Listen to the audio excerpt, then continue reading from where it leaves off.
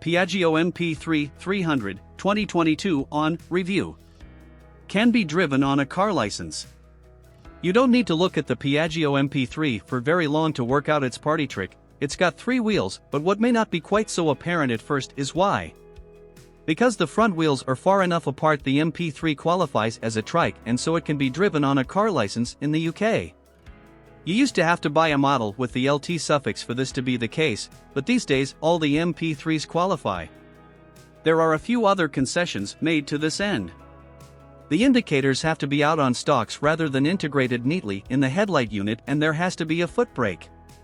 But because of the front suspension system, the MP3 still leans like a motorbike, and from the perspective of a biker it handles like a large and quite slow steering scooter. Ride quality and brakes. The front end of the MP3 feels like it's glued to the tarmac. The best way I can describe it is that it feels like you're riding on shell grip everywhere you go. Even bouncing up and down raised junctions carrying lean angle, the front end felt completely untroubled. I was skeptical when told that riding the 3-wheeler would feel the same to steer as a 2-wheeled model, but I'm happy to have been proved wrong. You can feel the extra weight to begin with, and it feels ever so slightly reluctant to tip in at first, but once you've adapted you don't even have to think about it. Engine. The MP3's 300 cubic centimeters single-cylinder engine, pragmatically named the HP high-performance engine, puts out a fruity 25.5 brake horsepower and is plenty fast enough for carving up city center traffic or a blast in a national speed limit. As is the case with all twist-and-go units, there is a sense of disconnect between the throttle and the rear wheel as the revs initially build before the drive is created. Reliability and build quality. Just because we haven't embraced the maxi scoot in the UK, doesn't mean there aren't hundreds of thousands of them buzzing around the city centers and ring roads of Europe 24/7/365.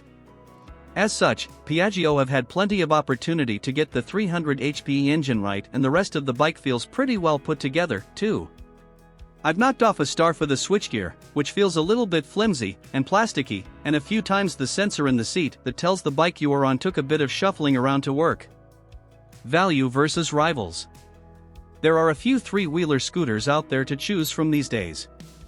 The MP3 starts at £7,000 and the sport model tested here costs £7,250. That may sound like a lot for a scooter, but at £105 PM and £109 PM respectively on PCP, it offers a convenient commuting option to car drivers working in the city. By way of a comparison, a season train ticket from Potter's Bar to central London costs £233.50 PM. Equipment. As you'd expect from a scooter, you get plenty of storage in the underseat compartment, but you can't fit a full-face helmet in there. An open face lid will fit, or you could get a decent amount of shopping in there. The sport model comes equipped with Piaggio's MIA connectivity, which pairs the bike with a smartphone and Bluetooth earpiece. This unlocks data on your phone like trip logging and average consumption.